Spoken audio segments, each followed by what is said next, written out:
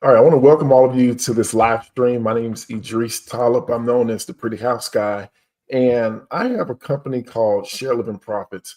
What I want to discuss with you tonight is how can you achieve financial independence in 12 months with shared living investing? This is something that I know a lot about because I was actually able to do this myself. Starting from scratch, within 9 months, I was able to acquire over 11 of these shared living housing investments, and I was able to cash flow over $27,000 a month. Okay. So now, what I'm going to share tonight is exactly a framework of how you can actually do this yourself. Another thing that I like to do is I like to show numbers behind every single thing that I do. All right, so let's get started. Right now, I'm live streaming on YouTube, Facebook, as well as LinkedIn. Now, let me tell you a little bit about myself. One of the things, I'm 44 years old. I'm a father. I have three beautiful daughters. And then I have a son as well. My son's 21. My girls, they are 10, 11, 18 years old. And then at the same time, we have Asian parents as well. So I'm what you call, I'm in that sandwich generation. Sandwich generation means we have children that we're providing for financially, as well as providing financial assistance to Asian parents who may be on fixed incomes. One of the things that I've noticed is that there's a lot of financial pressure on us who are in this age gap, typically between the ages of 40 and 55 years old. I know one of the things that I did early in my career, I was in financial services. I started off with Northwestern Mutual Financial Network. We did mostly insurance and financial planning. Then I transitioned to a comprehensive financial planning firm, which was Waldell and Reed. And then I used to design retirement plans for colleges and universities and nonprofits at TI-CREF. And then I was a stockbroker on Wall Street at Morgan Stanley. So I've seen the full financial spectrum in terms of how do you prepare for retirement. And I want to tell you, there's a lot of myths to retirement. We all live by this rule that we need to put money away in our 401k. We need to be properly diversified. We need to shoot for maybe 8 to 12%, depending on whether we're conservative, moderate, or aggressive with our portfolios. But we all see how volatile the stock market can be. We've been on a major bull run for a while, but there's a lot of volatility. A lot of us do remember what happened in 2008, 2009. I was actually on Wall Street then, and I just saw many financial lives ruined as a result of the market tanking. And now, right now, we're in a high inflationary environment. We don't know what's going to happen. We have a new administration in office, and things are just in constant flux right now. But one of the things that we are able to do right now is we can take control over our finances with this strategy that I'm going to share with you tonight.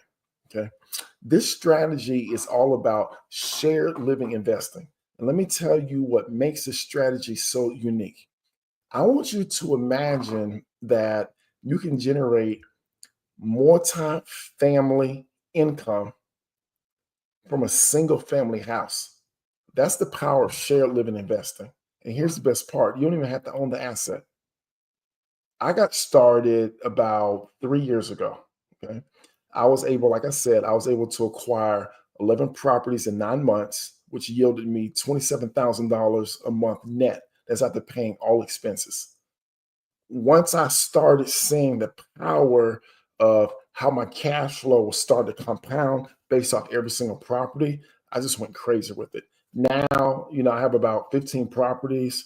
11 of them are affordable housing, and then the other four, we have some luxury mansions as well that we use.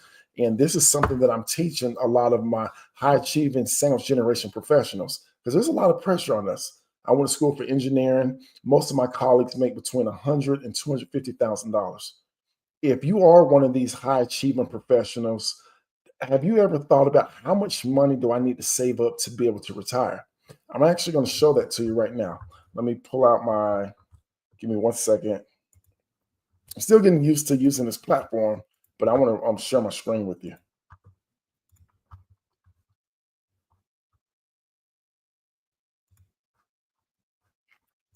All right, let's see. All right, cool. I think I'm sharing my screen with you. Okay. So what I'm going to do now is I'm going to pull up a calculator. Pull up a calculator for you. I actually want to show you these numbers.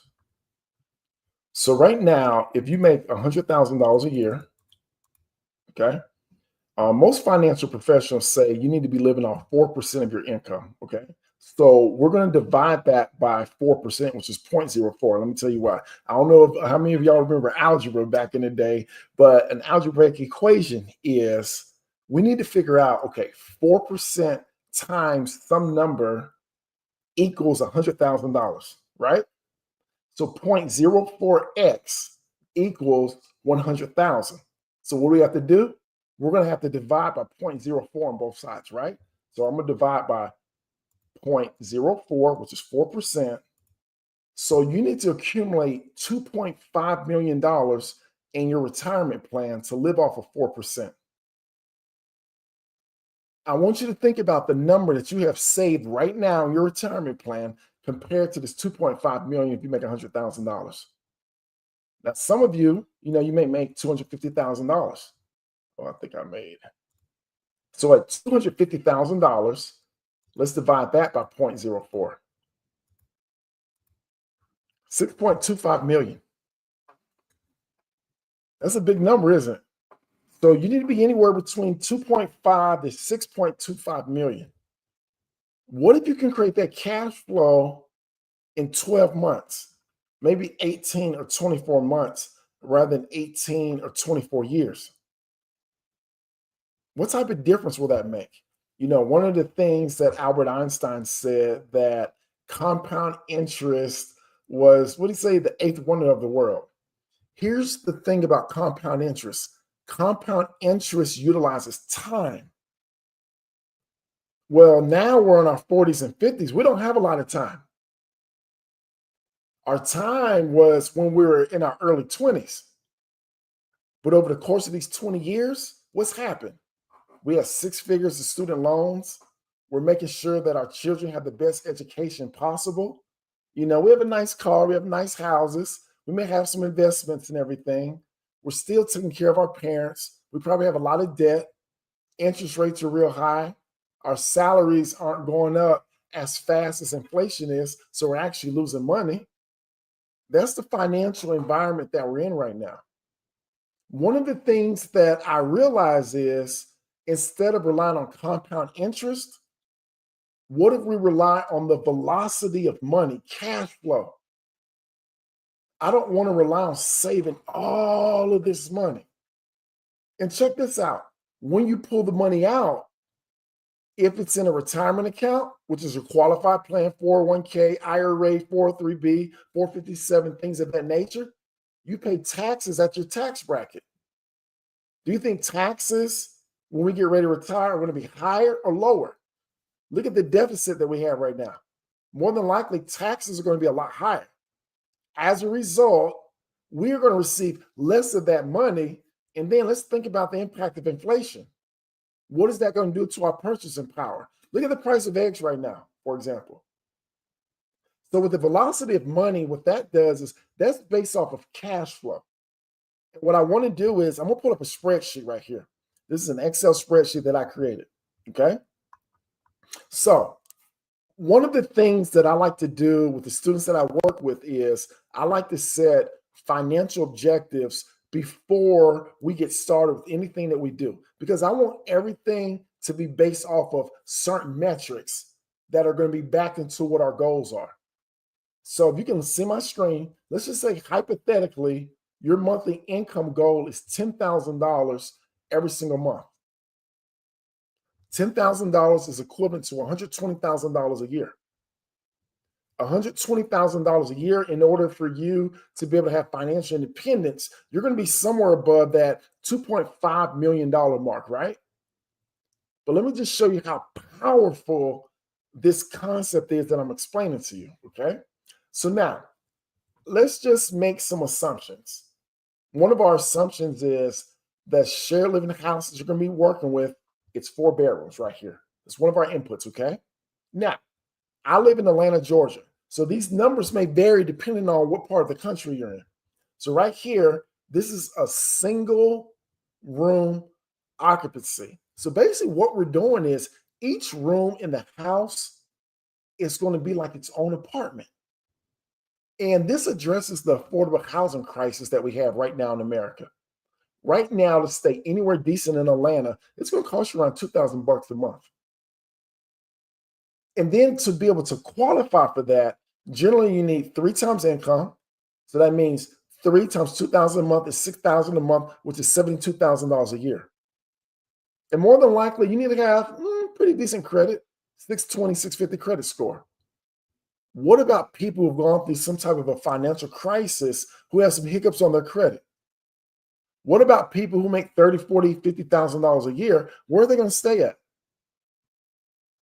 This just shows how big this model is. And here's the most beautiful part about it. It's recession proof. As long as human beings are alive, they're always going to look for somewhere that's safe, clean, and that's affordable. And that's what we're providing to the marketplace. Okay. So let's get into some of these numbers. Like I said, this single means single room occupancy, double room occupancy, and this is a mixture. Okay. So the room number one, which is our owner's suite, which some people call the master bedroom, that means there's a bathroom in it. People are going to be willing to pay a premium. So for their room, we can rent that out for about $1,200. And then each of these additional rooms are going to be around $900. Okay. Now, double room occupancy, 2 people to a room, in our owner's suite, each bed will be $750. So 750 times 2 is 1,500. And then the other rooms, it's going to be $650 per bed, which is 1,300. And then in the mix, 2 of our rooms are going to be double room occupancy, the other going to be single. Okay. And then these are just a projection of our expenses. And basically, we are going to tally up our gross revenue, $3,900, minus our expense, $2,875. That's $1,000, $1,025 for single room occupancy net. And I want you to think about some of you who may invest in real estate as landlords.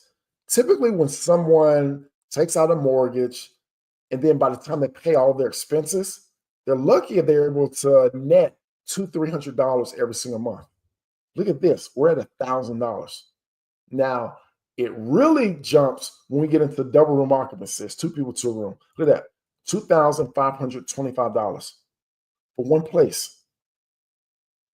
And let me tell you the most beautiful part about this. Like I said, even if you can't qualify for a mortgage to be able to buy a house, you can utilize a concept called rental arbitrage, basically to where you'll rent a house and you'll sublease it by renting out the rooms and you pocket the spread. It's called rental arbitrage.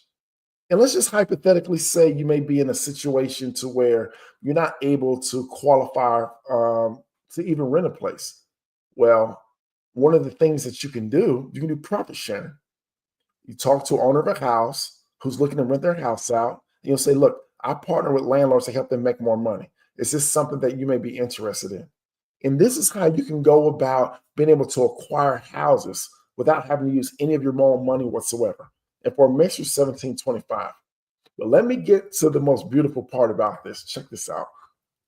So basically, this is a simple math problem. Remember, I was an engineer. I'm a math guy, okay? All we are doing is we are going to divide what our net profit is into our monthly income goal. And that's going to tell us how many houses do we need to be able to hit that goal. Now, I want to tell you, there's a difference between financial independence and financial freedom, okay? Financial independence is making enough money in which you're able to leave your job if you want to. That's what financial independence is. And for a lot of people who are starting off, they're going to start off with rental arbitrage. So you're not actually owning the asset, but you're controlling the asset and you're able to generate cash flow from having that asset under control. That's very powerful. Now, eventually you do want to own these assets. Once you own a portfolio of assets that are providing you this passive income, now you have freedom. But our first goal is independence. And then we can transition to freedom. And let me just throw some math at this, okay? A lot of traditional real estate investors believe you should own every single thing, which is great to do. However, if your goal is to accelerate how much cash flow you want to have on a monthly basis, I would tell you, unless you're doing creative real estate, you're better off renting rather than owning. Let me tell you why. Let's just hypothetically say that you have identified a property that's $300,000. And let's just say you go to a lender, this is not your primary residence. More than likely, they're going to say, look, you need to put 20% down and then you can finance the rest, right? So if you put 20% down of 300,000, that's $60,000 that you're putting into this house. You're gonna get a mortgage for 240, PITI with the way interest rates are. More than likely, your payment's gonna be somewhere around $2,100 a month. Okay. Now, utilizing this strategy, you're still going to net pretty good money.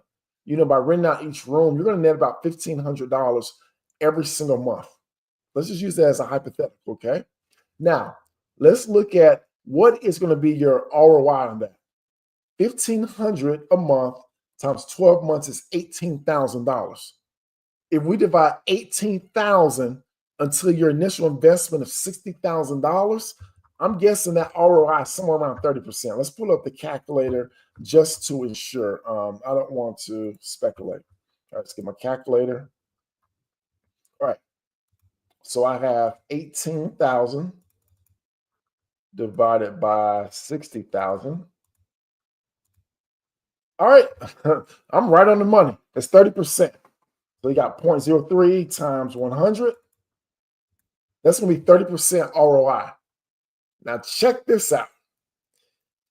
If you do rental arbitrage with $60,000, you're going to be able to control not one property, but 8. Imagine you're able to create $1,500 off 8 properties. Let's do the math on that. 1,500 times 8 properties. Now you have an income stream of $12,000 per month rather than $1,500 per month. And we know 12 times 12 is 144. So with that being said, now you're bringing in an income stream, total cash flow for the year of $144,000 rather than $18,000. Let's imagine what that ROI is. Let's do the math. $144,000 divided by 60,000. Multiply this times 100. That's 240%. So you have an 8 times more than what you would have by owning one property. Now, of course, by owning a property, you get the tax benefits, you get the depreciation, you get your mortgage interest deduction. Also, you get the appreciation of the property.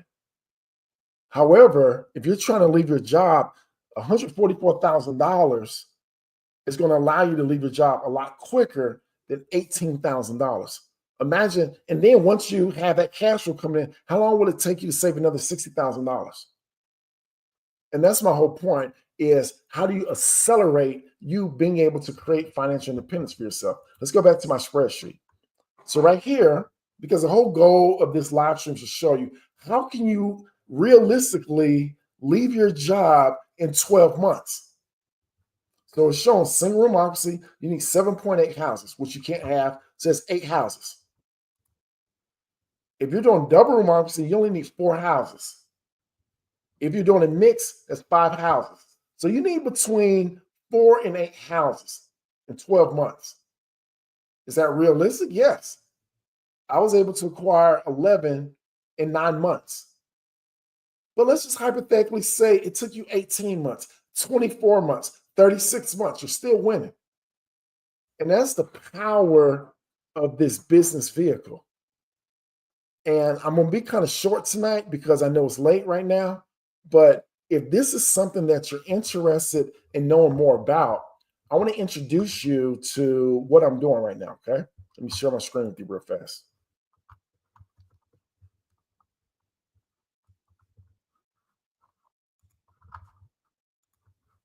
All right. So I've created a school group. And in this school group, it's called Shared Living Profits. In the school group, I'm going to be laying out a foundation of how you're going to be able to create financial independence with this business model. I've created what I call a 4F framework. I'm going to teach you the best methods of how to find the best properties for this business model, the best way to fund the acquisition of these properties, the best way to furnish these properties with the least amount of money out of pocket, And then also, how do you fill these properties up to maximize cash flow? That's the foundation of everything that you're going to learn. Then what we're going to do is we are going to build an infrastructure which is going to allow you to scale. What are the different systems and processes that you need to have in place? Who are the teammates that you need to bring along with you so you can delegate the different responsibilities for? And that's going to put you into a position where you're working on the business, but not necessarily in the business. And that's how you're going to be able to create the freedom that you're looking to have. So maybe you can really scale this business. Maybe there's an opportunity to where you're going to own it passively. You hire a CEO to run this business so you can explore some of the other initiatives that you're looking to do for yourself. It just opens up a door of opportunities. Another thing that we're going to be sharing with you about is how you can utilize one house to pay for your kids to go to college and for it to pay for it in full. I have some very creative things that we're able to do with this business model. Some of you, maybe you want to enhance your lifestyle. You can utilize each house maybe to take care of one of your major liabilities. Get one house, okay, this is going to attack my student loans. This next house, okay, we're going to attack my mortgage. This next house right here, okay, my parents are on a fixed income. Okay, this is an allowance for my parents. This next house, this is some money for my children that they can save for whatever. There's so many things that you're able to do. And the most beautiful part about this is this business is going to continue to expand. So if you have any questions whatsoever, or if you're watching a replay, just put replay in the comments. And if you're interested in joining the school group, what I want you to do is just comment school, message me school, and then I'll send you the link of how you can join. Another call to action that I have is I do have a coaching program where I teach people how they can utilize these concepts to develop financial freedom for themselves, okay? Right now, I'm bringing on a brand new cohort, and within the next 60 days, I'm going to show you how you can go from zero to be able to cash flow within the next 60 days.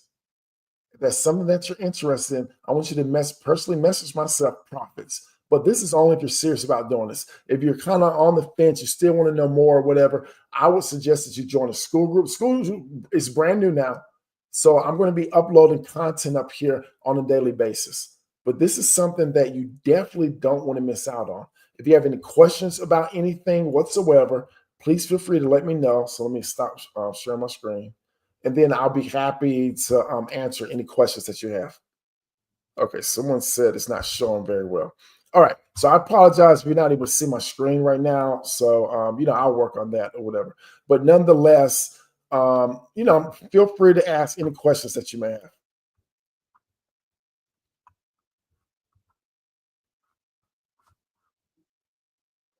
All right, so we don't have any questions. Let me kind of just share with y'all some of the things that I'm working on as well. So, of course, I told you that with the different type of houses I have, the majority of them are affordable housing. Okay, and let's go over some numbers so you can kind of have an indication of how this works. So, what I like to do is I like to look for houses that are in older working class neighborhoods with low crime, no HOAs, with public transportation. That's my sweet spot right there. I look for 4 bedrooms or more. Okay. Now, I will look at a 3-bedroom house. However, it has to have the opportunity for me to be able to add a 4th bedroom. And let me tell you what I really love. One of the things that I really love is when I can find a 3-bedroom house, and let's just say there's like a dining room. So a lot of dining rooms, they don't have a door opening. All you have to do is you can go into Home Depot. I can buy a door for 125 bucks. I can pay my handyman another 125. So I'm out of pocket $250, right? I can rent that out for $900 a month. $900 times 12 months is $10,800 of revenue. I've only spent $250. Where else are you going to get an ROI like that? I spend $250 to create $10,800 for myself. Obviously, that's gross. So I'm going to have some expenses going on with that. But still, let's just say I'm looking at 40-50% margins.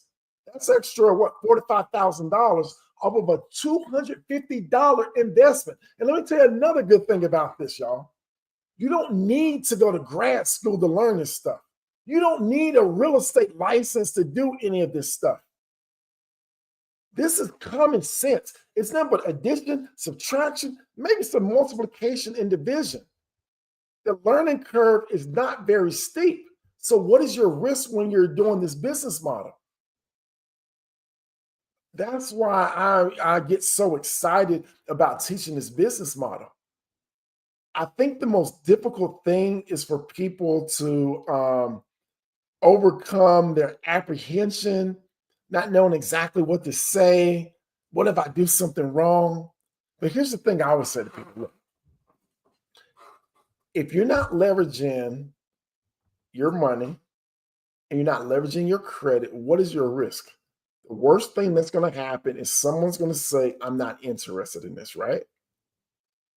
But let's just hypothetically say that you do get into this business and things just aren't working out. Well, the thing about it is, especially if you're not buying the house, just give the house back to the owner. To the owner. That's all you have to do. But don't give up.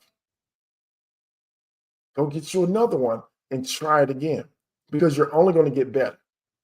Or you can get you a coach. Have somebody who's been there, who's done that, who has all the systems and processes already in place. So you're not out here just winging it. Like I said, this is a very simple business model. I think one of the problems, a lot of us are highly educated. So we start to look at all of the risk that's involved. We really try to challenge, okay, is it really this easy? It really is. Now, you do have to be able to talk to people. You are going to have to be able, okay, Yolanda, you said, how do we follow you in school? You know what? As a matter of fact, let me grab the link for you real fast. Let's go to about. All right, let me copy the link for you.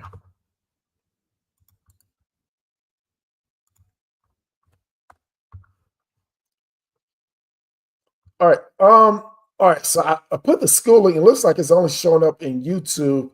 I'll tell you what, I'm gonna see all these comments on my live stream at Facebook, and then I'm gonna end up. I'll give it to you. So just make sure that you say you want the link or inbox me, and I'll make sure all of you get the link for the school. Or another thing that you can do is you can go to my profile, and then on my profile, right there in the bio, you'll see a link to it, everything. But yeah, analysis paralysis is another thing as well. So let me tell y'all some mistakes that I see people make with this business model. Okay, now if you're here earlier, you saw that spreadsheet.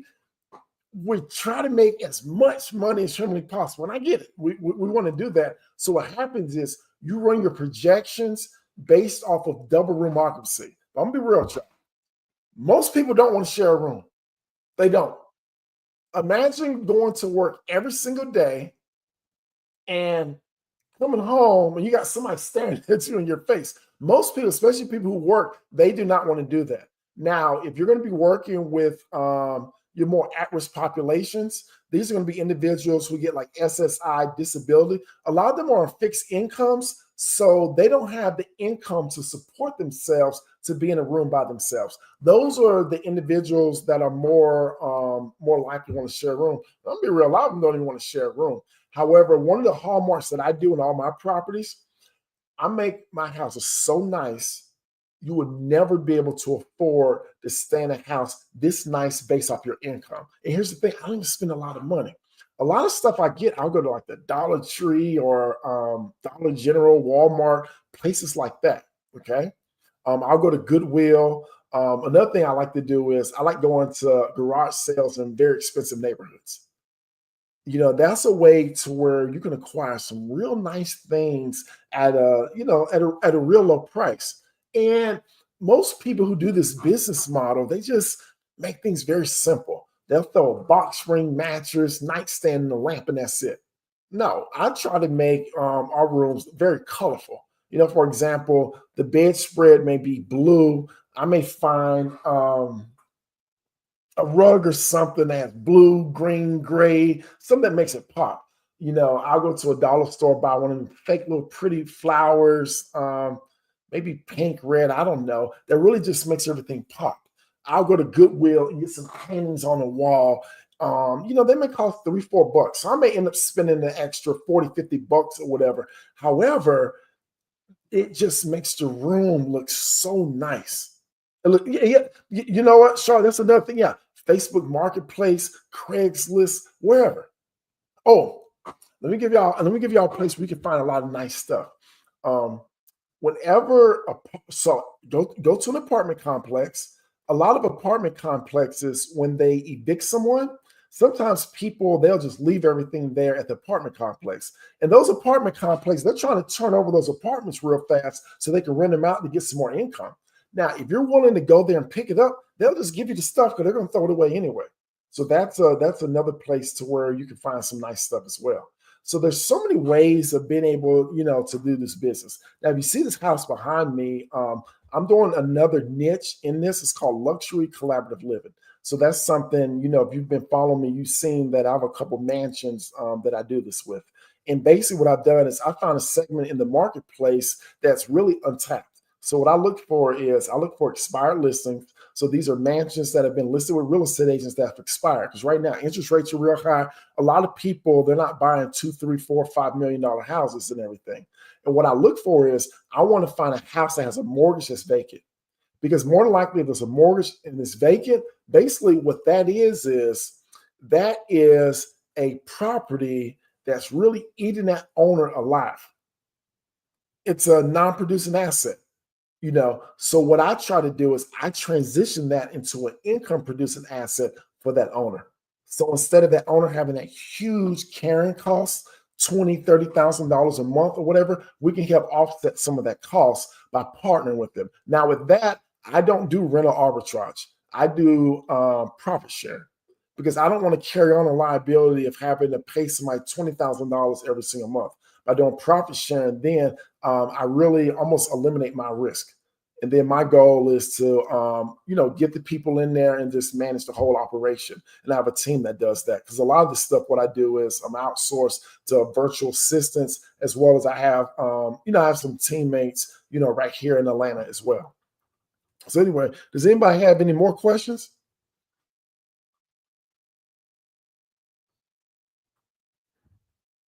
All right, so I see we don't have any more questions, but like I said, if you're interested in speaking with me, whatever, just message me profits. And then if you just want to get in the free school group, just put school in and I'll send you the information. So I do plan on going live a lot more. So I will say this now. So I talk junk to people all the time about why would you jump on this opportunity, analysis paralysis, y'all, and all this other stuff. So one of the things that and basically all it is we just have to get out of our comfort zone. That's all it is. So one of the things that I always look at is if we imagine our life, I'm trying to make like a little circle right here with my hands. So let's just imagine everything we have in our life is in this circle. What creates the walls is our comfort zone. So if we want to have more in life, we have to step out of our comfort zone. Once we step out, now our comfort zone expands. And we have to keep expanding our comfort zone if we want more out of life. And how do you get the landlords to lease the home for shared living? Okay, great question, Sheila. Here's how you do it, okay? Now, you need to put yourself in the mind frame of the owners of the house, okay? What is it that they really want? What is it that they fear? Okay. What they want is they want someone who's going to take care of their place and that's going to pay them on time every month. That's all they want. That's going to allow them to pay down on their mortgage. That means they're building equity. More than likely, the value of the house is going up, which helps them build equity. And then they get to have all of the tax benefits. That's really exactly, Charlotte. They want passive income. They want mailbox money. Okay. So what I do is I speak to them in those terms. My goal is for you to make money off of this house passively. That's really my message to the owners of the house. I don't talk about how, we're helping all these people. No, Now, sometimes I will have that conversation with them if I feel like they have a heart for that, but I try to figure out, okay, what is their interest in everything? Matter of fact, look, y'all. Well, I only give this to my students, but I have a script. That script's good. So basically, when I message people, I would say about 30% of people I message, so out of every 10 people, 3 people are open to talking with me about this. Okay. And then once I talk to them about this, it's just a matter of their comfort level. And then there's some things that I need to do on my end as well. Okay. Is this house in an HOA community? If it's in an HOA community, I don't want it. Okay. Depending on the clientele that I'm dealing with, if I'm doing affordable housing, I do want this to be an area where there's public transportation. If not, if I'm doing more upper middle class or affluent population, then I don't really worry about that. Another thing that I look at is I look at the landscape of the community as well. Okay. One of the things that I like to see is I like to see people walking their dogs.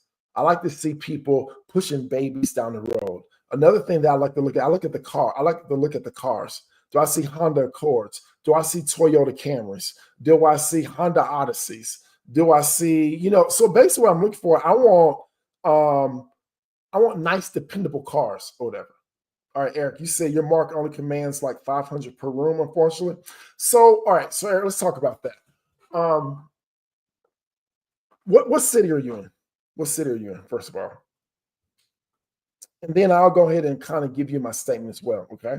So now, if you're in an area that's either A, the rents aren't very high, or B, they're from the acquisition standpoint, they're very high. What you need to do is Lubbock, Texas. I've heard of Lubbock. I'm not sure. I don't know if that's near Houston, down. I know Texas is huge. But nonetheless, one of the things that you may want to do, Eric, is this 2 things that you may want to consider, okay? One of the things that you may want to consider is finding the next major city that's near you, okay? So I will say this does work in any type of community. It works the best in major metropolitan areas.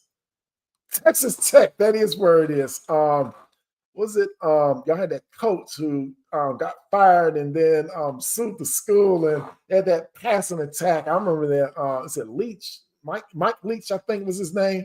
But nonetheless, matter of fact, Texas Tech made it to the Final Four. Matter of fact, they played UVA. They played Virginia in 2019 for the Final Four, if I'm not mistaken. I think they actually lost that game. Yeah, that's when the University of Virginia. I actually played in North Carolina State, but nonetheless, I remember that. So what I would suggest, Eric, is, so here's the thing, though, Eric. I would think about you may have to establish another niche, okay? So if you're near Texas Tech, you may need to do some type of student housing. But check this out. Let me give you a good niche, Eric. Instead of doing regular students, I don't want no 18, 19, 20-year-olds getting drunk, tearing my place up. No.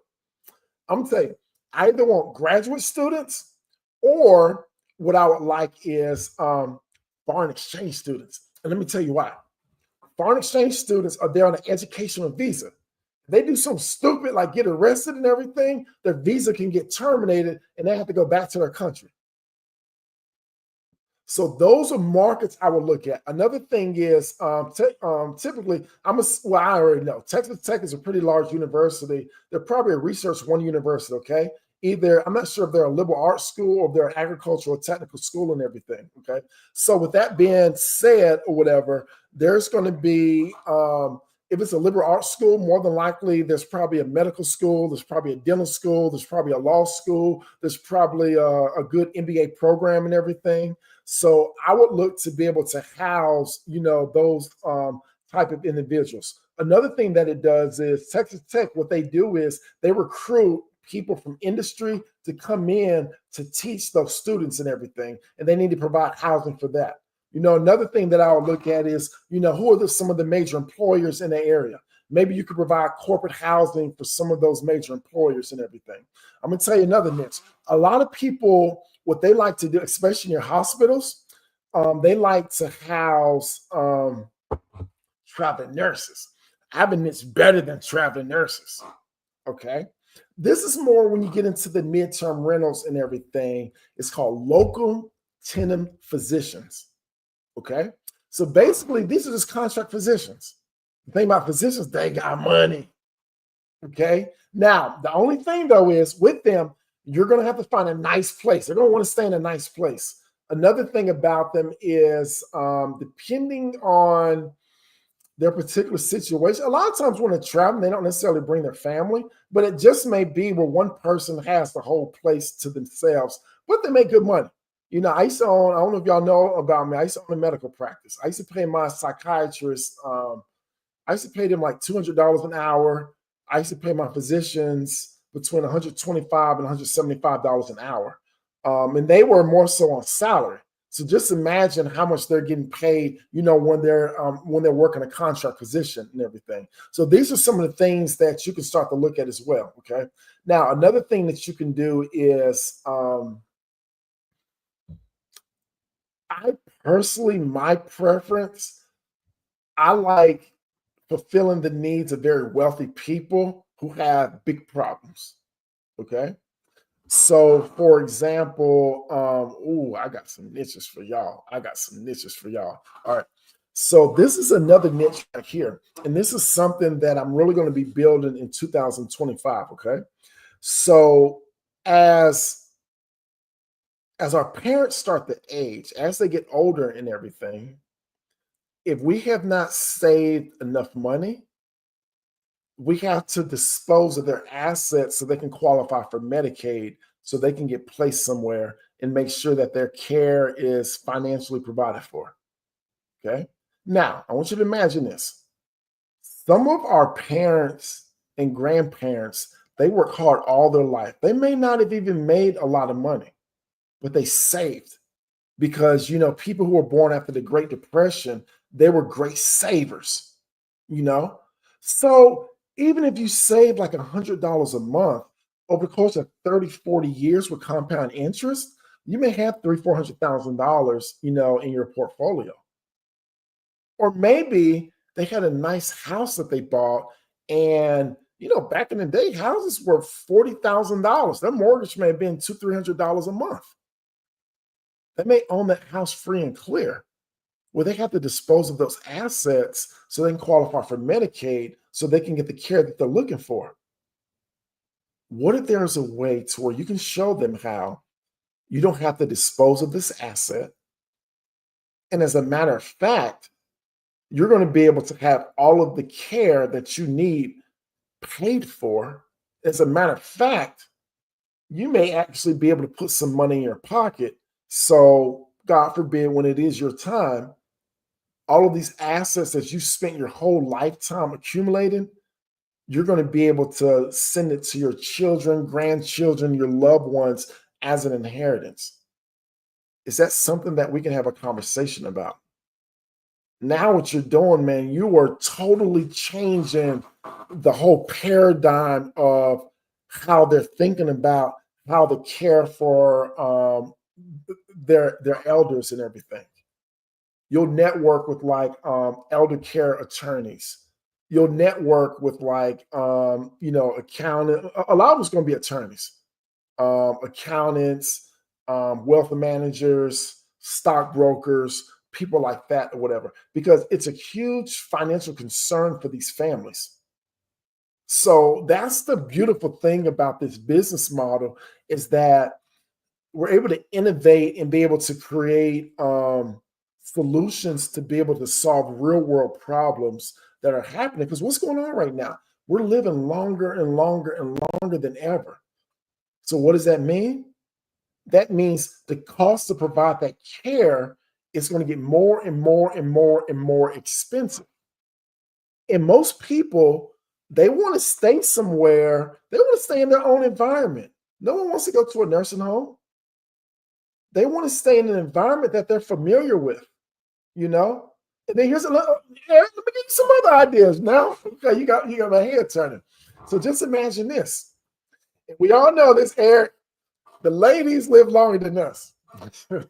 Statistically speaking, ladies live longer than us. So here's what it is. Ladies express themselves, they get out all of their feelings and emotions. A lot of times we keep stuff bottled in or whatever, causes stress, all this other stuff. But nonetheless, we die off before them.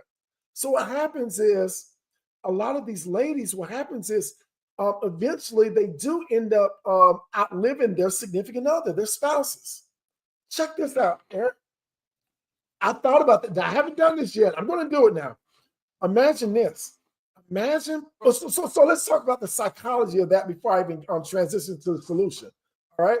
So just imagine somebody, they've been married 30, 40 years. You've been with this gentleman all your life. That's who you know. That's your best friend. You've been through thick and thin.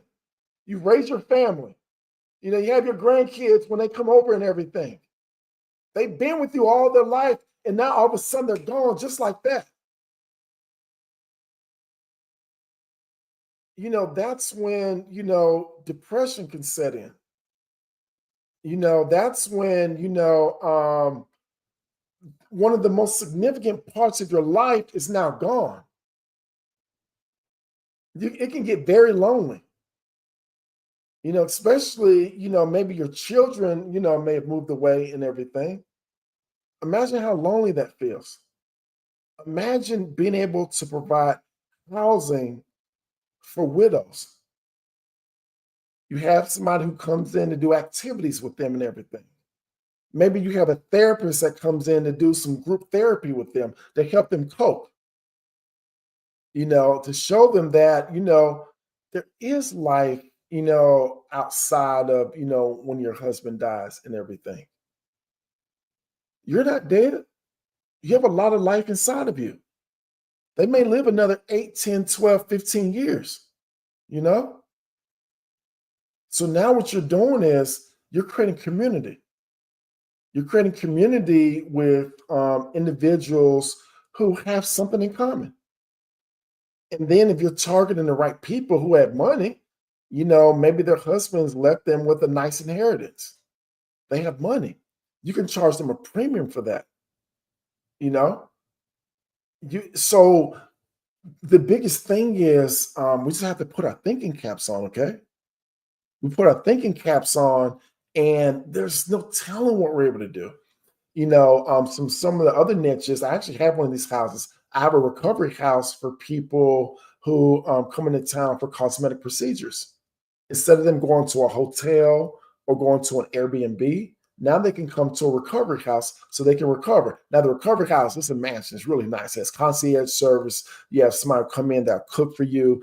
One of the nurses from wherever you got your procedures from, they'll come in and check on you. They'll change all your bandages and stuff. Have somebody turn the bed over. We have like this little waterfall zen area and everything. So it's really nice. Another thing that I've been thinking about is having a house. And basically what I was going to do is contact some funeral homes and have a house for the families, when their loved ones pass, for them to be able to, just be somewhere near, instead of having to, go to a hotel.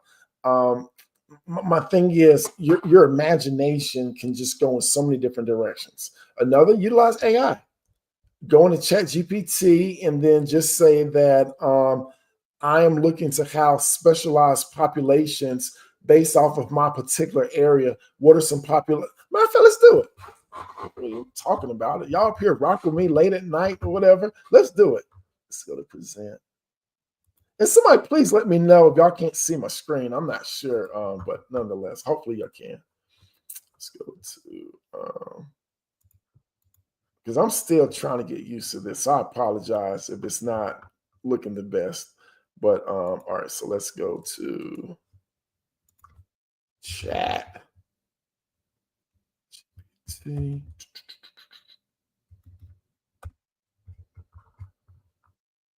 Log in.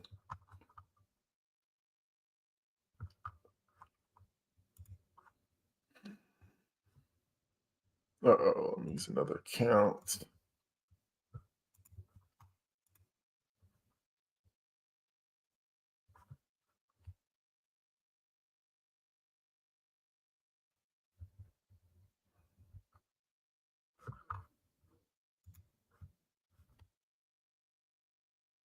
All right, hopefully it lets me log in.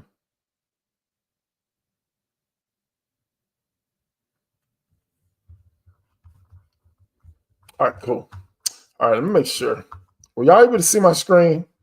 I see a bunch of mess right now, but let me come over here. All right. So now, all right. So let's use you as an example, Eric. Let's just say that I am a provider of shared living housing in Lubbock. I don't know if I missed. Anyway, I'm sure they'll get it right. Lubbock, Texas. Um, the issue I am having is that rents for rooms are very low, and I am not able to profit. You are an expert in marketing to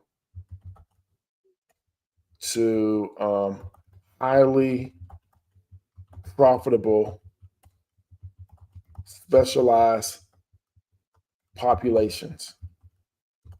I want you to give me 10 niches that I can explore that are extremely profitable for shared housing.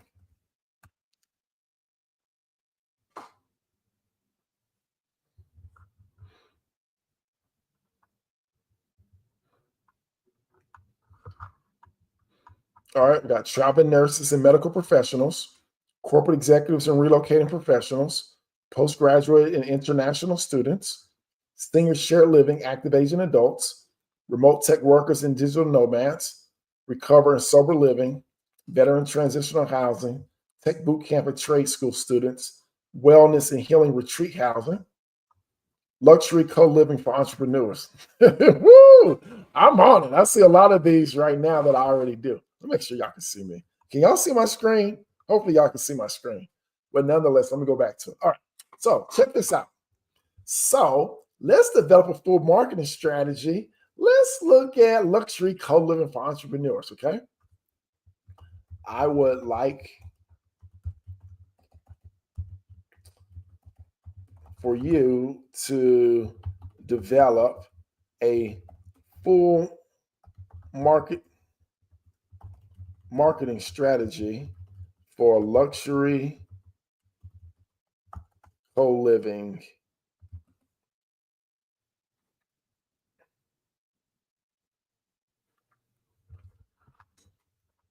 All right. So let's position your luxury co-living concept as a go-to destination for high-achieving professionals, digital entrepreneurs, and executives in Lubbock. This strategy will help you attract the right residents, command higher rental income, and build consistent demand. Define the value proposition, sell the experience, not just the space. Pricing strategy, aim for premium rent. Build your ideal resident profile, marketing channels, where to find high-end renters. Content marketing plan, tell the story. Build an experience-based sales funnel. Offer exclusive perks. Focus on resident retention. Track and optimize performance. Scale the concept. All right. So, all right. So create me a day by day implementation plan for the next 30 days and put it in a table.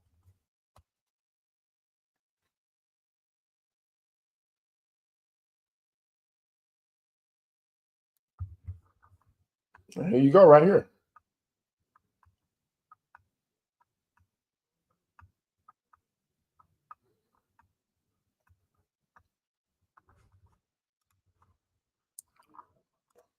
So as you can see, I can leverage AI to do so many different things. I use AI for every single thing. Okay, let me show y'all some cool stuff now. I get excited about this. Now, my background, I used to do engineering in college. I know how to program stuff, but nonetheless, check this out, y'all. present. Share screen. Share screen. All right. Let's see. I think that's what I'm doing. Share screen. All right, check this out, y'all. All right. So, all right. Anyway, that's a 30-day plan. Y'all, check this out. Let me show y'all what I did. All right.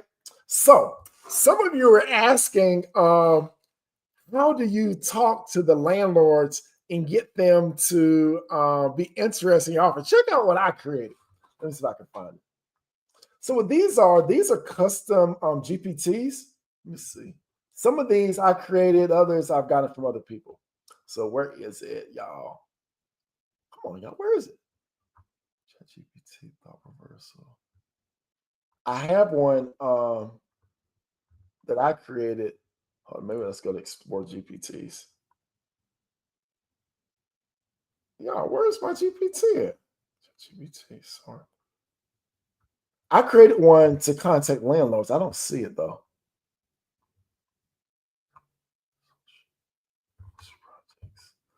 Uh, oh, here it is, my GPTs. Okay, here's the ones that I created myself. All right, here it is. Let's load more. So check this out. Shared living profits objection handler. Okay. So right here, I developed this. Basically, I will help you overcome objections that the landlord have. Tell me an objection. Let's just say they are what happens if you can't pay my rent on time?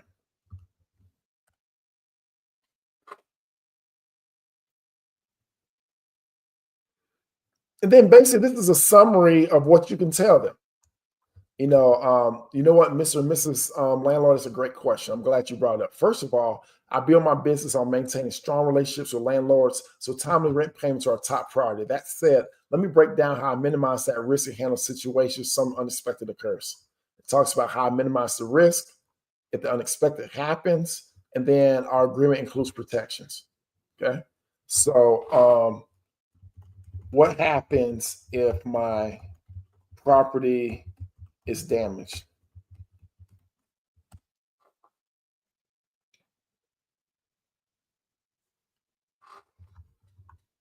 I totally understand your concern. Protecting your property is my top priority. Here's how I handle property damage to give you peace of mind.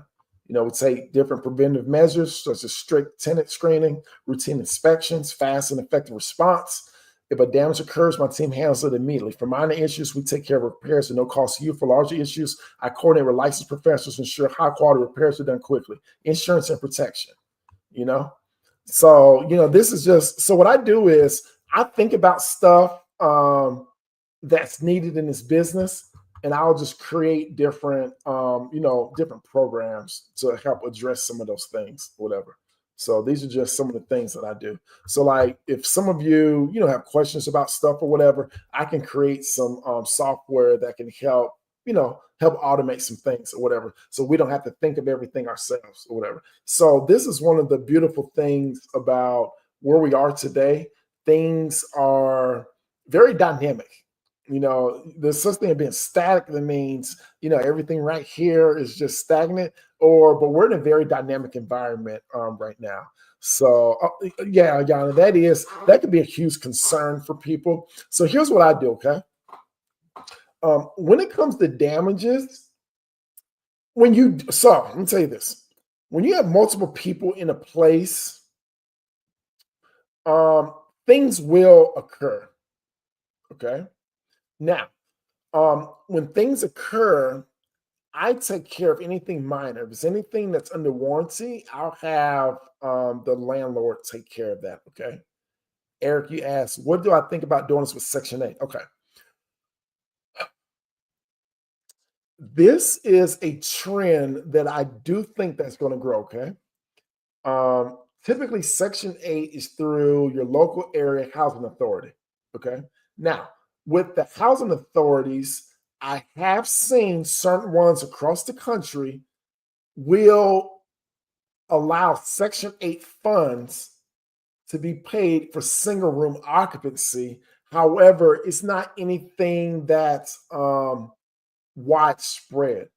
But because there is a shortage of housing and people who are willing to take those vouchers, I do see it as something that will grow. Now, if this is something that you're really serious about, I really believe this is something that you can lobby. I do think this is something that you can lobby or whatever, okay? And then, yeah, that was your fear property damage. Yeah, they can damage property, but the way I look at it is you kind of have to create a good systems of controls, okay? So one of the things that I have is I have strict rules in my houses. Like I don't play. I have very strict rules. One of the things that I require is that they clean up behind themselves. Another thing that I require is I have simple rules. For example, if you're going in the kitchen and you're cooking or whatever, I have a zero dishes in sink policy. Whatever you use, you wash your dishes, you put them up. When you go to the bathroom and everything, whatever you bring into the bathroom, you got to take out. Don't leave nothing in the bathroom or whatever. I have, like, as far as utilizing the washing machine and dryer or whatever, we have designated days to where each room, like for example, Monday may be room 1, Tuesday may be room 2, Wednesday may be room 3. I just have different things that are in place. Like I said, stuff does happen. Like doorknobs get loose. We've had one time one of our refrigerators, the door handle came off or whatever. It could have been something as simple as we didn't screw it back in time or whatever, it came off. Another thing that will happen is appliances will go out. Like refrigerator may go out, stove. I don't have we ever had to replace a stove? I don't think I've ever had to replace a stove. I have had to replace refrigerators. Nothing significant has happened except one thing. Get on this dude. So anyway, this young man, he so one of the referral sources is from this organization in Atlanta called what's the name of them? I can't think of the name of this organization. Charla, do I post a laminate document pertaining to cleaning assignments and rotate? Yes, I do. So basically, your day, so your laundry day is the day where you clean the common areas. That's what I do, Charla. God, I done lost my train of thought. What was I saying, y'all? I'm sorry, I lost my train of thought. So there's this organization. I can't think of the name. Anyway, what they do is they provide resources for the LGBTQ plus community. Okay. Oh, you hear that thunder? But anyway, so a lot of those individuals, they have a lot of challenges. Okay. So one of the guy, he's trans. He he was born as a male, but he identifies as a female. Okay. He's Caucasian. Almost all of our houses are in Black neighborhoods, whatever. So nonetheless, he was having some issues making the transition into this particular neighborhood, because what he would do is he would leave out at like midnight, 1 o'clock, 2 o'clock in the morning. He has this white person, has all this makeup, dressed like a girl and everything. And we all know, especially you ladies know, it's not safe to be walking the streets at 1, 2 o'clock in the morning. You're looking for trouble. I don't know any young lady who's going to be walking up and down the street at 1 or 2 o'clock in the morning. I don't know anyone who would do that. So one of the things that I tried to articulate to him, I say, look, I understand, you identify as a young lady and everything, and that's not safe for a young lady to be walking up and down the street He has been jumped a couple of times or whatever. So anyway, he tried coming back. Oh, I know what happened. Lost his key. So he he's somewhat on the spectrum, and then he does have some mental health disorders as well. Okay. So with that being said, he does have some anger issues, and he does not qualify for medic. I'm sorry, I don't know if I should be saying he or she, so I apologize if y'all. I don't know. He looks like a guy, so I call him he, but name Angel, whatever. I'm not sure what to call him, but nonetheless,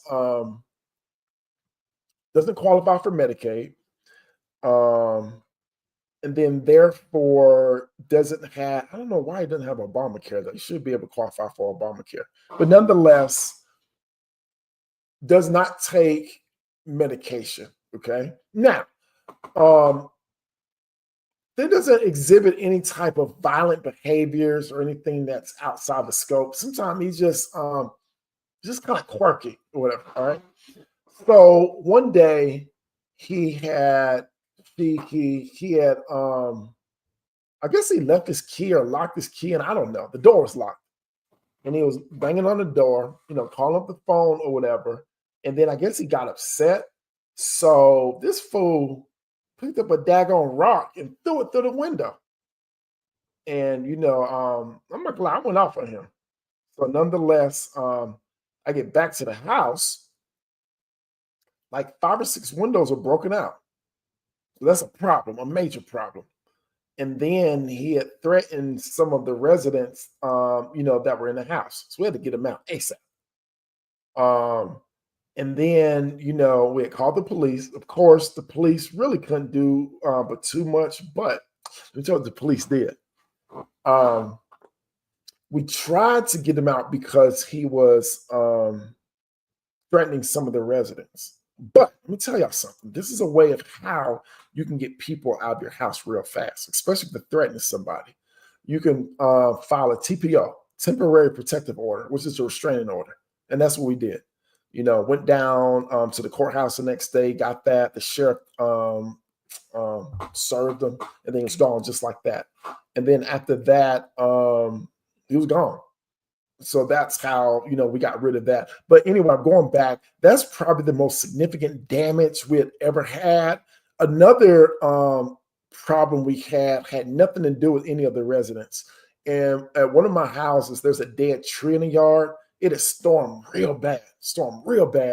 And then these huge branches were all on the roof, and then some of them they had put a hole. They had gone through the roof and put a hole through the ceiling, so all the sheetrock and everything was everywhere. So we had that. We had to have that taken care of. That's probably the most significant damage that has been done. Everything else is like small stuff. Toilet clogged up, sink clogged up, little basic stuff like that. So it hasn't been anything that's been too terribly expensive. Another thing is I have a strict screening procedure as well. So I'm very aware of the type of people that I invite into the house. One of the things that I like to do is I'm gonna get to that in a second, Charlotte. One of the things that I like to do is when I'm screening individuals, I kind of assess what type of personality do they have, okay? Do they have a strong alpha personality, or are they more laid back and more beta personality? I like betas. I don't want no alphas. We're going to bump heads. I want a beta personality, okay? Because typically, when it's time to go, and typically when it's time to go, it's mostly non-payment. They're just going to leave, okay? Now, let's go to your question, Charlotte. What do you suggest to put in a lease agreement when it comes to repairs when arbitraging? Is there a maximum amount of repairs or certain things you would suggest when it comes to repairs? I would say, if I had to give a number to it,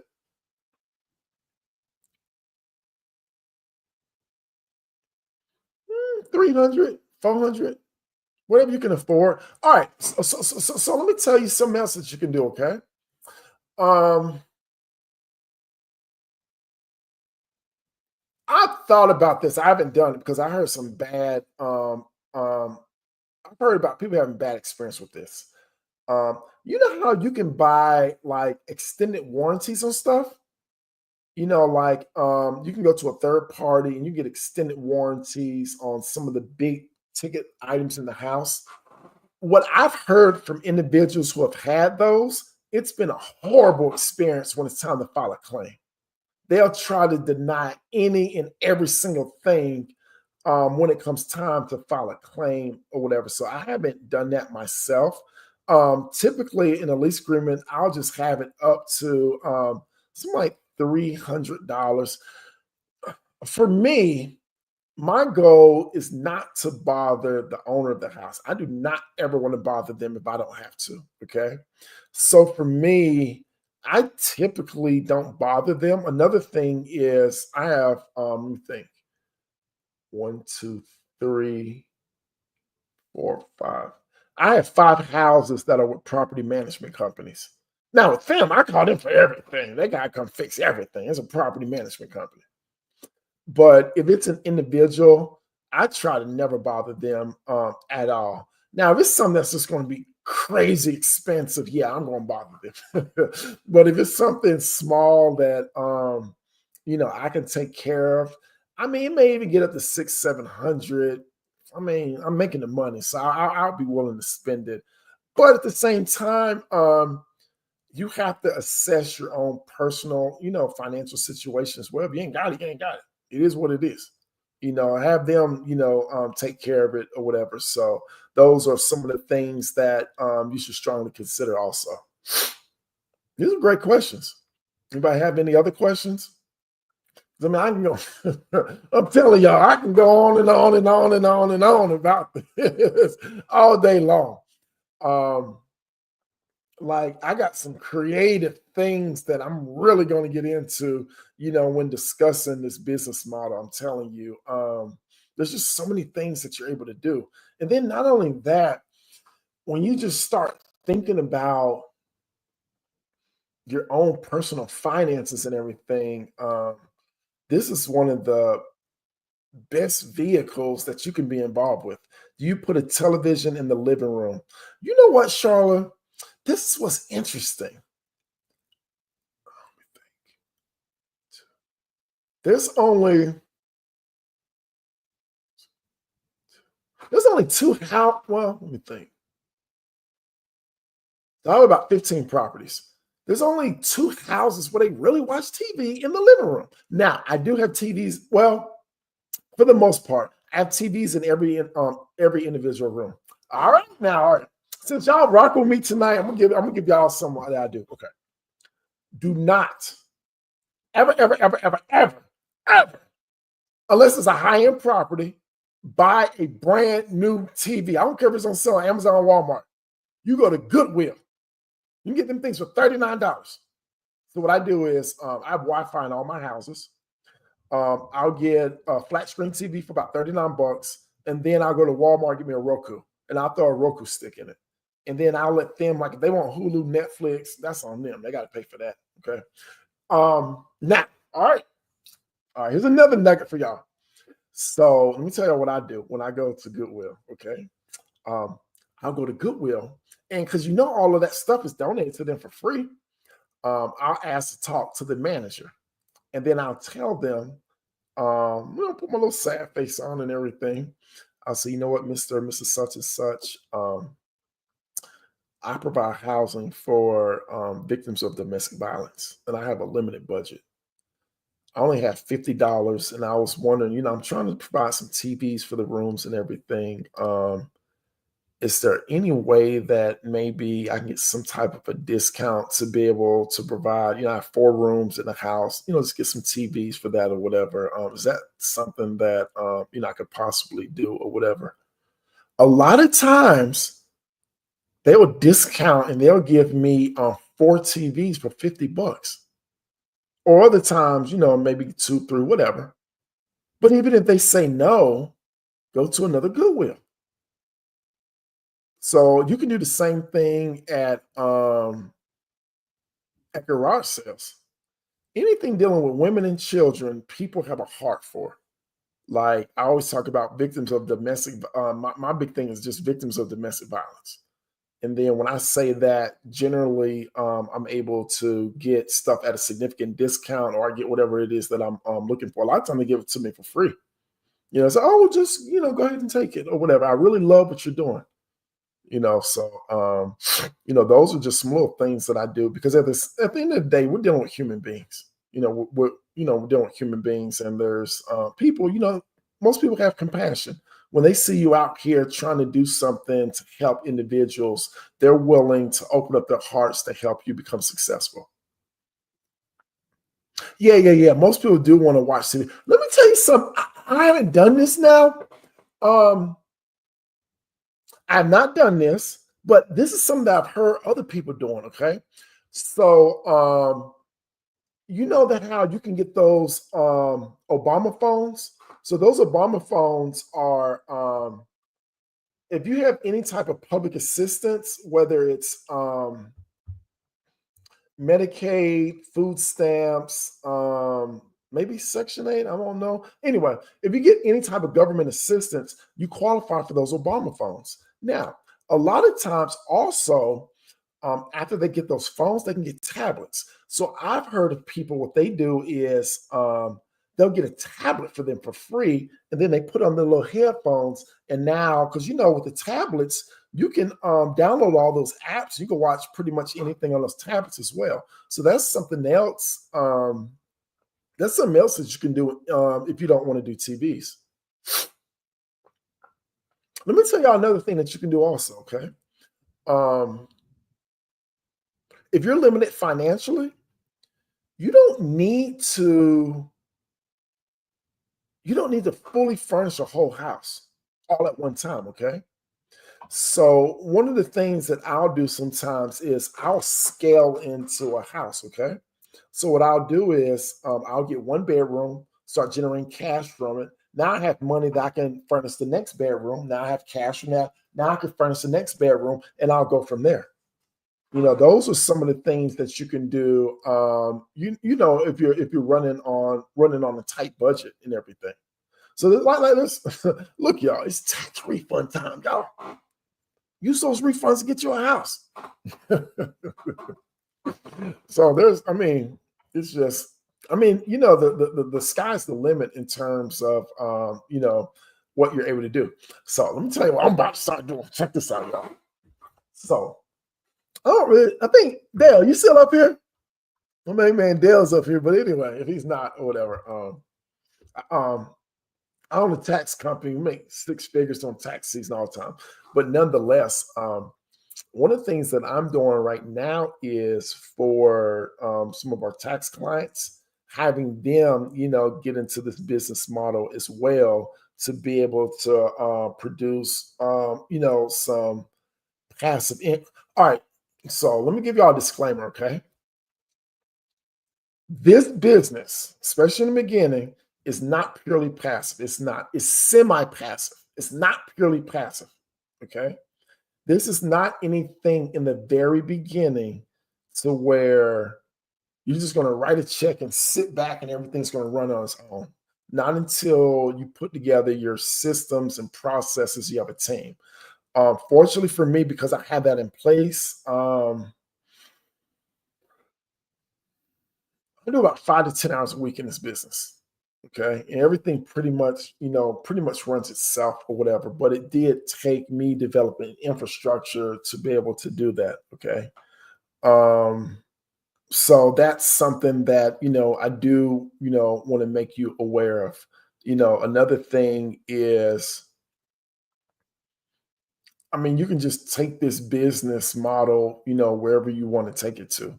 Like I said, there's so many different populations, that you can work with. I've had so many different types of, like, some of our houses. I'll tell you some of the different populations. I do not do. You hear this a lot. A lot of people do the group home model. I don't really do the group home model, and I'm gonna explain why. Okay. I built my business model to scale. Okay. So with that being said, I'm not looking to maximize profitability off every single house because, generally speaking, in order to maximize profitability, a lot of times you are dealing with either the homes either have to be licensed to where you're providing services for these individuals, or a lot of times you're dealing with a lot of older individuals who require a lot of assistance. Okay. I don't want to do that. I want something that's quick, simple, easy. I can develop systems around so I can move on to the next one. Mine is based off volume. And then because I'm able to scale so fast, I end up being a lot more profitable than some of those who generate way more money, per house. That's just the way that I like to do it. My preference is middle-aged working class individuals. Okay. I like individuals 35, 40 plus. Okay. Young people that like to turn up and stuff. I like older people. They want to go to work.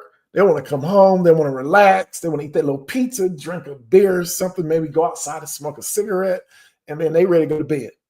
My favorite, if I have to say like a prototype, especially with affordable housing, um, I love people who work for the city and county.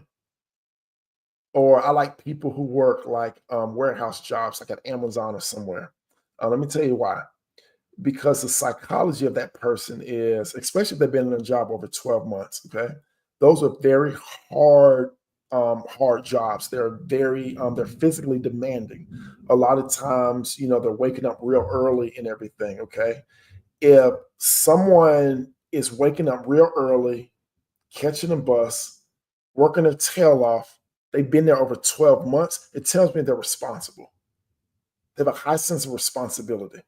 Another thing I like about people who work for the city and county, they're not the highest paid. However, they have consistent income.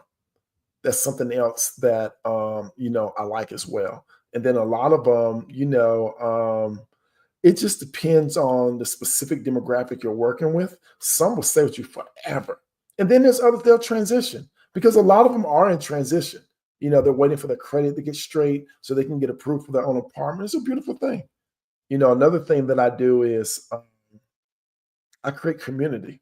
Okay. Like we had the Super Bowl. So what I do, I ordered chicken wings and pizza, sodas, sweet tea, lemonade, and water for all of our houses to have a little Super Bowl party, during Thanksgiving, because a lot of times some of these individuals, they may not have a place to go for Thanksgiving and Christmas.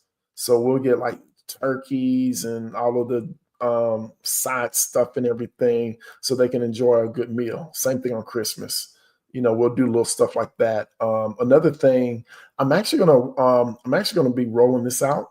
So one of the things that we're talking about is having a standard of excellence in terms of our cleaning or whatever. Okay. So one of the things that I'm going to do is I don't know if I'm going to do this every week, probably be every other week or maybe once a month, maybe every 2 weeks. I don't know. Um, have somebody go by the houses or whatever and just make sure everything is like it needs to be. And then if the house looks real nice and everything, we'll have a pizza party on Fridays and everything. It's gonna be Little Caesars now. It ain't gonna be no Papa John's or pizza. There's gonna be Little Caesars. They get cheese or pepperoni. That's it. But anyway, just like little stuff like that can mean so much to someone. And like I said, it costs me a little bit of money, but I'm able to hold on to them for a long time. And then, especially when I start working with the at-risk population, a lot of them come from referrals from like social workers, discharge planners, case managers, and everything. Think about when they check in with those residents. Oh, how's everything? Oh, we love it here. We just had a pizza party. We got to see the Eagles beat up on Kansas City and Kendrick Lamar. Just talk all that stuff and everything. And then, as a matter of fact, we have people. They'll recruit other people to come live here with them. So it's a wonderful thing. Do you have a property manager for each? No. Okay. So here's another thing, Charlotte. What I do is all of my people are highly functioning or whatever. Okay. So they don't require any assistance whatsoever. If they are on medication, they need to be medicine compliant. Okay. So I do not have property managers. But let me tell y'all something, y'all. Look, there's always a house snitch. There's always somebody in the house who tells everything. Like they tell it all. I don't like. There's always a house snitch. There always is. So, um, they can kind of be like a property manager. Like for example, we have this one house in Marietta. We have this lady. I can't even think of her name. Anyway, um, she's in a shared room. Okay, it's supposed to be a shared room, but because um, she keeps us abreast of everything. Not only that, what she does is whenever somebody moves out, she will take all the linens and stuff and she'll go wash them. She'll clean up the room or whatever. When people want to come take a look at the room, she'll invite them in. She'll show them the room or whatever. She's very OCD about cleaning it. So she's always cleaning and stuff and everything. So what I do to reward her, since it is, even though it is a shared room, I let her have that room to herself for the price of a shared room. Okay. Another thing, she likes smoking this little vapor stuff, vapor, whatever it's called, or whatever. So from time to time, I gotta go buy her some little because she's not mobile. So I'll have somebody run to the store and buy her little vape. I don't even know what they are, whatever they're called. I'll have them because sometimes for her, she gets SSI. I may have to spot her like $20 or $30 or whatever, but she always pays it, when she gets her money or whatever. So like, I may have to spot her 20, $30. But Claudia, she does so much for us. It's no big thing. Yeah. So in general, let me tell y'all some other stuff. I'm giving y'all a lot of stuff. So um at first I did not want couples at all. Mm-mm. Couples fight, and when they fight, they fight. You know how couples are. But nonetheless, I'm open to. Well, not even am I open to it now. I like it now. So, all right. Um, Typically, like I said, most people do not want to share a room. However, when you have a couple, you go up on that price. They will share a room. What I like for couples is I like for them to be in long-term relationships. I like for them to be together at least a year or two or longer. So that to me shows stability and everything. We've only let me think. Let me think. I can only think about one issue with a couple, and it's not funny at all. But it was the man. He won't work it like he need to be working. So of course, they had to pay for where they stay at, and then she had to pick up all these shifts, so they were bumping head. It got nasty, but I ended up kicking them. We had kicked them out or whatever. Um, can't think of any other issues with couples. Almost every single one of our houses is co-ed. Almost all of our houses are co-ed, except is there a lady there? See, I don't even know who all of our I have about 60, 70 some residents. So I don't even know who they all are. Um, mm, I think everyone is co-ed if I'm not mistaken. So that's never been an issue also. Another thing, people think that all the houses have to be ranch style houses. Now remember, I don't do elderly people. So the majority of our houses are upstairs and downstairs. Let's see. Let's see. There's a house in Marietta, it's a ranch. Mableton. Is there a basement in Mableton? There might be a basement in Mableton.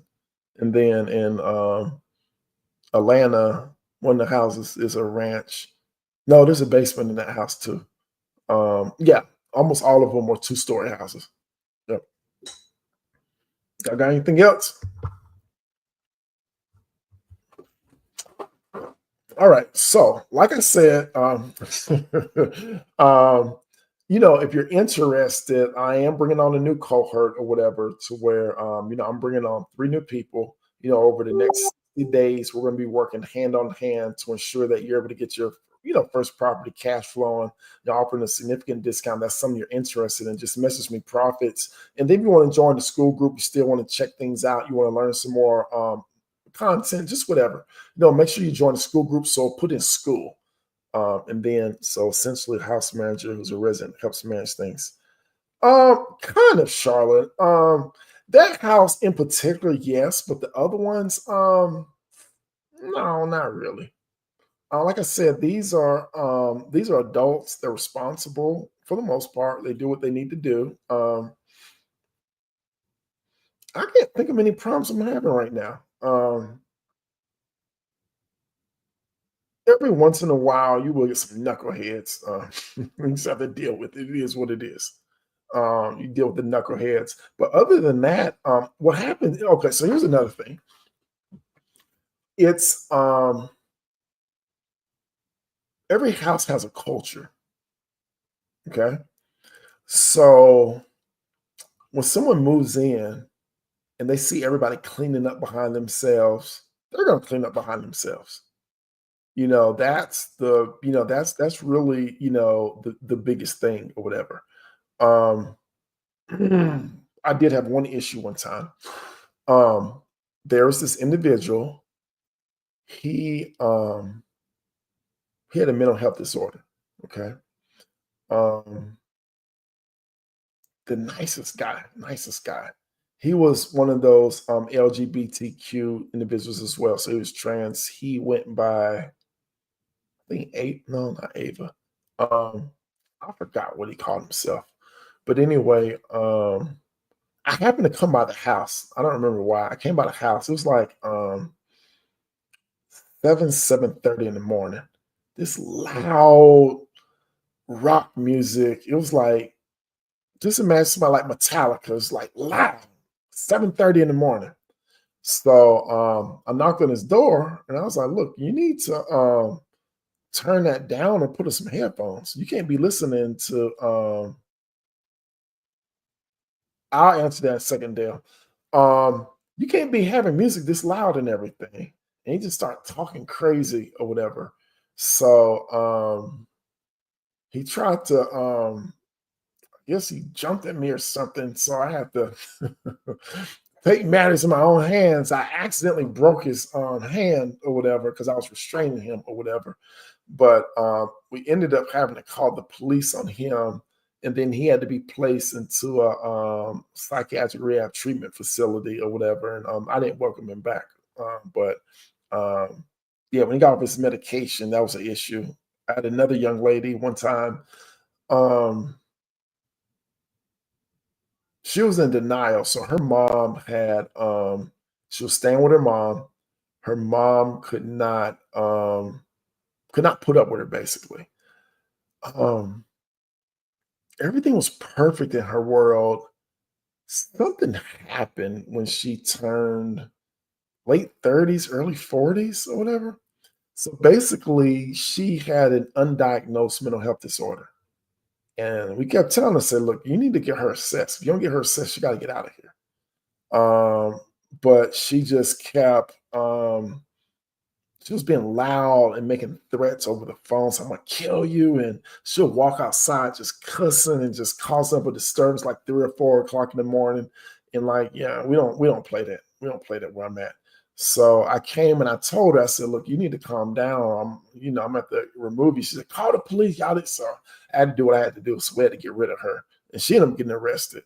But Dale, going to your question, you don't usually have two people in a room. What situation where you require it? So Dale, that's based off the finances, okay? So for example, when people get SSI or disability, they're on fixed incomes, generally around like $800 or $900 a month. And my goal is not to take their whole check, okay?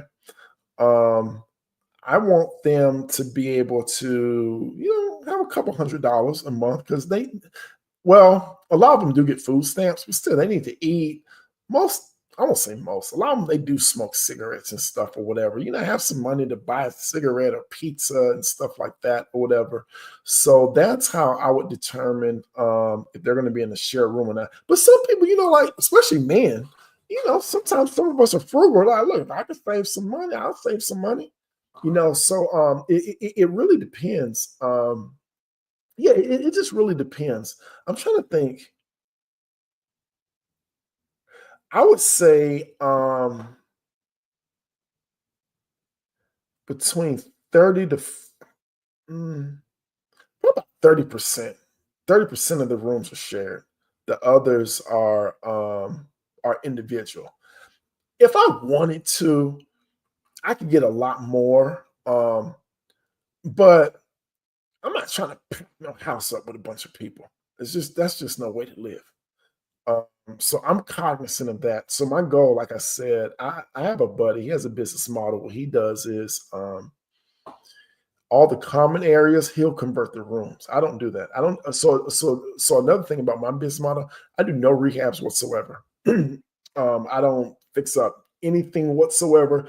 Um, if I would do anything, it would have to be a door that, like, there's a doorway. I'll just slap a door up there. I'll do something like that.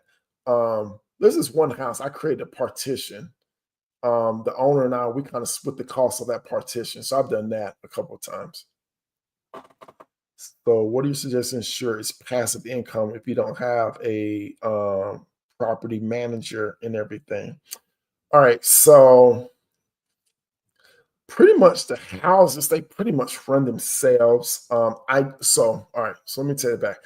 I have someone, he's more of a he's like a handyman. He goes around, he fixes everything. He people move out, make sure everything is cleaned up properly.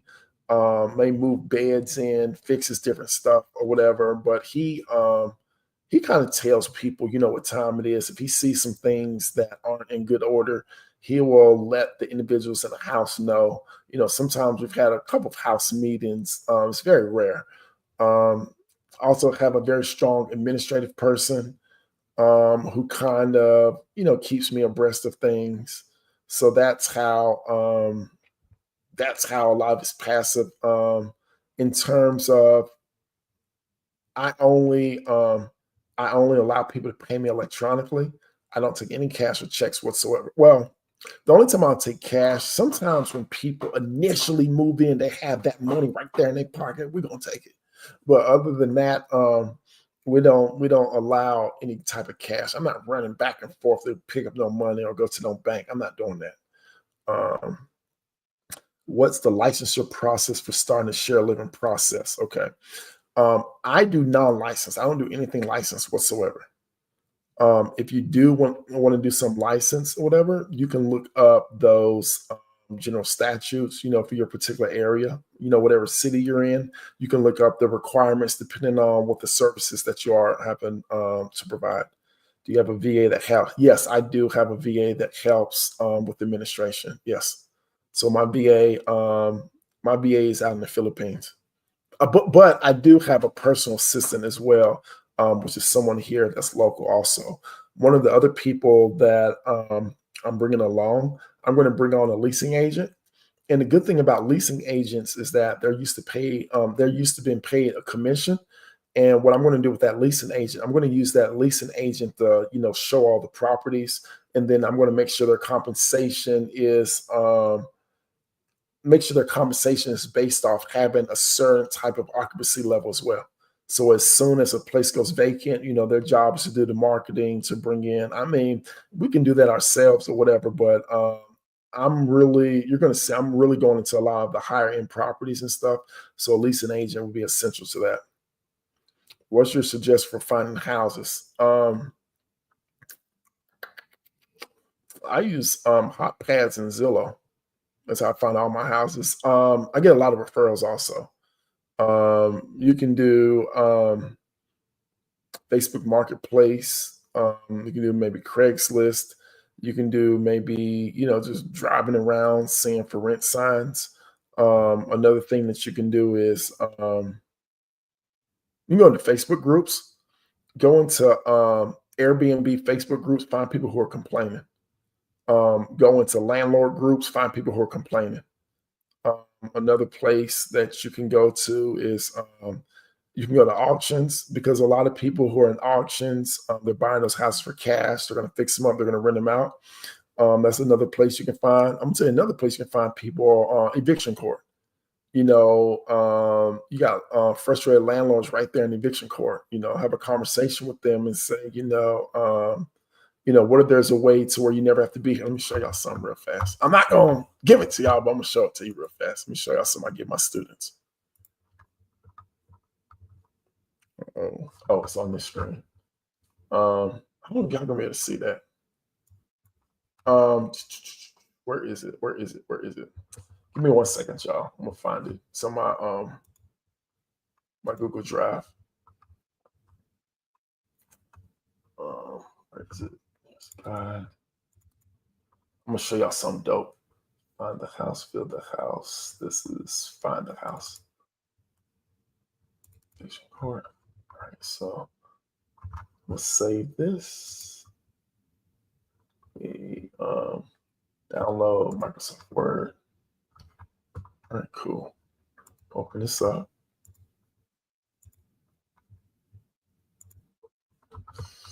All right. I'm gonna share my screen with y'all for a second. Waiting for this document to open up. All right, cool. Here we go. All right, so let me share my screen with y'all. All right, let me present, share screen. All right, here we go. Let's go to the window.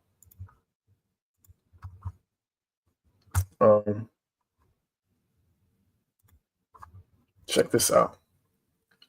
So this is something that I created right here. Transform your rental experience, guaranteed rent, 0 evictions, landlords, property managers, attorneys, and then guaranteed rent, stress-free property management, financial stability, tax benefits, long-term tenancy while partnering with us.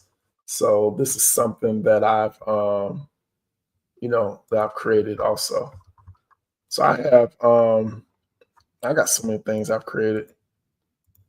So, just little stuff like that. Yeah. So I mean it's I'm like I got everything. I got everything already. I'm developing some software that is kind of like the hub for every single thing for the business right here. So I'm developing some software for that. And then I use a property management platform to kind of manage the day-to-day operations. And then that goes to an app. And then all of my residents, that's how they communicate with me as well. No one is able to communicate with me directly. If they have a problem, maintenance request, or anything whatsoever, they can put it in, they can submit it, and then I'll be able to see it. Or somebody on my staff sees it, and then they determine if it makes sense to let me know about it. Okay, what sources do I accept payments? So with my software, it automatically pulls money off of their debit card, credit card, bank account. I did in the beginning do Cash App, Zelle, like I said, anything electronic and everything, property management software. There's a lot. My favorite one's Tenant Cloud, but you got Tenant Cloud, you got Avail, there's a bunch of them. So it just depends on what you're looking for, what your budget is, and things of that nature. So if you want to do Tenant Cloud, let me know. I got an affiliate link, but I like Tenant Cloud. It's a little bit more expensive than the other ones, but it's very robust. Yeah, that's some good questions. But like I said, the biggest thing is you can get started in this business without having everything in place. One of the biggest mistakes I see people do is I got to get my LLC. I got to get my website. I got to get my business cards. I got to get this. I got to get that. I got to get that. Oh, no, you don't. Just get started. Go get your house. Fill it up with some people. Make some money. He said all tenants don't have phones. I don't know if I've ever met anybody who doesn't have a phone. Um, I don't think I've ever met anybody who doesn't have a phone. So remember, the people I service are highly functioning. I guess if someone doesn't have a phone, they can get an Obama phone or whatever. How can you pull phones from their card or whatever? Oh, I have a ACH authorization and credit card and debit card authorization form that they do on intake. So you use a VA right now to market the room. Yes. Well, yeah, I do. So what I do is I have a virtual assistant, and what they'll do, I will have them let me show you. Share screen. Share screen. Share. All right, give me a second, y'all. Share my screen. Hopefully, y'all can see my screen. Hide. All right, let me pull some up for y'all. This is my old CRM right here.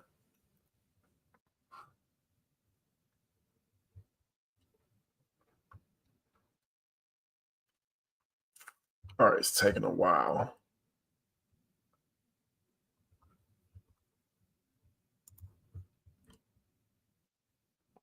All right. So what I would do is I would have my virtual assistant. I have different lists. As you can see right here, I have 3,228 different resources, organizations, nonprofits, case managers, social workers, behavioral health companies, and different things that we solicit for referrals. Like let's just say these are different social service organizations. I would have them, maybe, just let's just say this individual right here. I have my virtual assistant that can either send them an SMS message, WhatsApp, or well, this one says no phone. Oh, I don't. This is my old CRM. I don't have a phone available, but this is their phone number. But nonetheless, I'll have them contact this organization right here, and then I'll have certain questions. What services does your organization provide? What population do you serve? Do you need housing? Do you provide funding for housing? And then they'll leave me notes and stuff, and then they'll tag it, and then I'll know right away this is an organization that we need to contact about developing a referral relationship with. And then actually, when I do have vacancies and everything, I'll have them, post rooms on the various different platforms. So those are some of their responsibilities.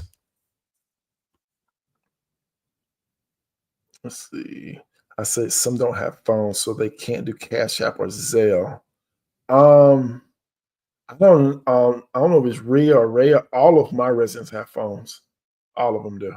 I'm I've never met anyone who doesn't have a phone. I just haven't. I guess if they don't have a phone, you need to tell them they need to go to Walmart and maybe do like a Walmart to Walmart transfer, or um, I think sometimes you can go to the grocery store and load money on a card or something or whatever. Um, they would, and then you'll just pull the money from them because typically if someone has like a prepaid debit card, typically those are associated with a bank to where they have a routing number or an account number. Another thing is, and this is just me, the way that I do my business. I don't let people dictate how I do my business. If they don't have a phone and they can't pay me, they can't stay in my place. For example, certain apartment complexes, you have to pay your rent online. You cannot go into the office and give them a check or cash. They would not accept it. You have to pay online.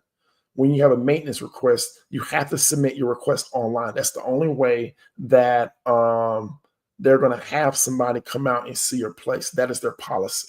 And that's how I run my business. I'm not going to let other people dictate how I run my business. I'm not going to change, because what I'm doing is I'm creating, I want my business to be scalable.